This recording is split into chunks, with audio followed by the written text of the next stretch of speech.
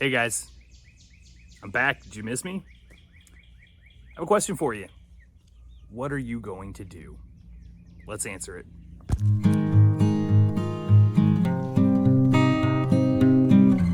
Hey everyone, welcome back. I know it's been a while. I've been super busy, so I definitely appreciate you hanging in there. And if you like the content, give me a like, subscribe, comment, all the good stuff. Brought the old list out again. Something that I think we need to address. A lot of issues that hopefully we can overcome. What are you gonna do? I think it's something that us in the preparedness community we really need to consider, and a lot of us don't. Unfortunately, we stockpile goods and have our bug out bag ready to go, but what's the next step? What do you do after that? Why is that important? Well, in any kind of crisis or situation, time is of the essence. If you're planning on bugging out, time's very important. If you're planning on bugging in, it's definitely important as well. Having that head start could actually be life or death. It could save your life. It could save your family's life, your group's life. All of that's super important. Time is of the essence. So let's think about that a little bit. Depending on the situation, if there's a power outage, an EMP, nuclear war, economic collapse, civil unrest, you pick your flavor of crisis. Time is important, but so is thinking of it, because not all plans are going to work for each situation. Power outage is going to be completely different from civil unrest, depending on your situation, what you have going on, where you live, etc. So now let's get into some of those hard questions. Does your family know the plan? Have you discussed it with your family members? And not just people you live with. Extended family members that might be 30 minutes, an hour, 2 hours away. Depending on the situation, you might be able to get to them and they might be able to get to you. But you have to discuss that plan with them before the crisis strikes. Because like I said, time is of the essence. Does your group know the plan? Do you have a group? I guess should be the question. But if you do have a group, does your group know the plan? For all of these different situations, a different plan might be necessary for where you're going, where they're going, what everybody's bringing, what you have the capacity for. All something to think about. Let's say your group is coming to your location. Do you have the capacity to take care of them? Because that year's supply of food for your family can get cut down and be a fraction of what it was once you add 5, 10, 20 people to that situation. And not just food, your water, everything really, any of your material assets, your energy needs, it all gets divided by that group. And that's why it's important to go ahead and contemplate these things, to kind of figure out what you're looking at, because that'll give you an idea of what everyone needs to bring or to store at the bug out location or bug out locations. It's all something to consider. Have you done a dry run of any of these bug out situations? If you have multiple locations to go to, do you know how long it takes to get to each of those? How long does it take to get to each of those with traffic? I mean, that's huge, because if you're stuck in bumper to bumper traffic, well, that's not great. So maybe consider some multiple locations, multiple routes to those different locations, and then communicate it to the group. Communicate it to your family. Go ahead and have all that situated. What's the plan? Or do you have a plan when someone gets sick? Because that typically happens when it's the most unfortunate and inopportune time. Do you have a plan for that? Do you have a plan for where they're going to stay? Because illness is contagious a lot of times. So that's something to definitely consider. What's your plan for your pets? Are you just gonna leave them to fend for themselves? Or do you have something considered for them? How much dog food do you have stored up? Or do you have a plan for obtaining more food? Maybe growing it might be a good idea. What happens if you take them to a group's bug out location and your dogs aren't friendly with them? That's something to consider and go ahead and contemplate.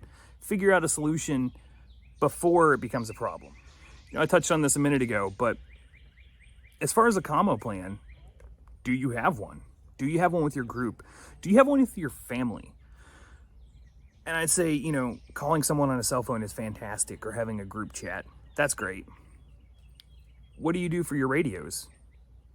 Because in times of crisis, it's been shown that cell phone signals and all of the carriers, they get congested and stopped. And then it's basically first responders that get priority. So you can't really count on cell phones at that time. Is it internet based? Is the internet even working? All of these things are considerable. Definitely something to think about. With those questions in mind, I like to do an assessment on myself or anyone else. I definitely welcome you to assess yourself in this situation. What systems do you have in place now? Really think about the systems. And by systems, I mean something that replenishes a good or a product.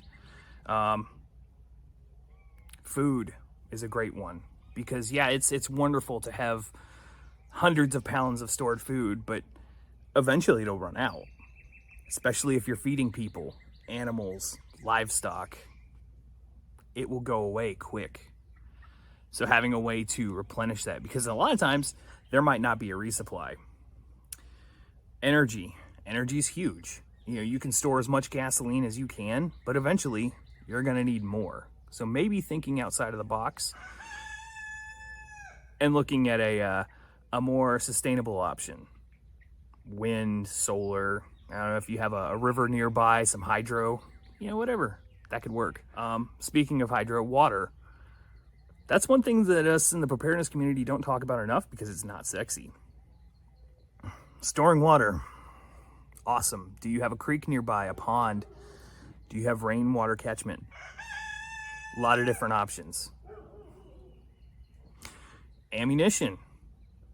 You have a finite amount of it. Doesn't matter how much you have. If you're training, you're going to be cycling through it. So that's definitely something to definitely think about. Having a plan to replenish that. Maybe reloading, which is still kind of finite. So that's something to definitely think about. And then look at these things that you're addressing. Look in the short, medium, and long term. And by short, I mean, 2 weeks. Medium, anywhere from 3 weeks up to 6 months. Long term, anything longer than that. How long can you legitimately function with what you have? And build the systems off of that. That'll tell you what you're mostly vulnerable at, or what vulnerabilities you have, and kind of grow from there. So in my videos, I try to show a little bit of medium to long-term sustainability. Looking at things like growing food. For example, I'm actually hanging out with some of the new birds that I have on site. These are some of the meat chickens. Let's see. Check them out there. They're kind of cool. I don't know. All the other birds are over that way. But that's something that I'm planning on doing, and I'm teaching them to free range because I want that system in place, because I might not always have the ability to get more chicken feed. Chicken feed's great. It makes life so much easier, but it might not always be there for us. So by them learning to fend for themselves and produce meat and eggs for me, then I've built that system.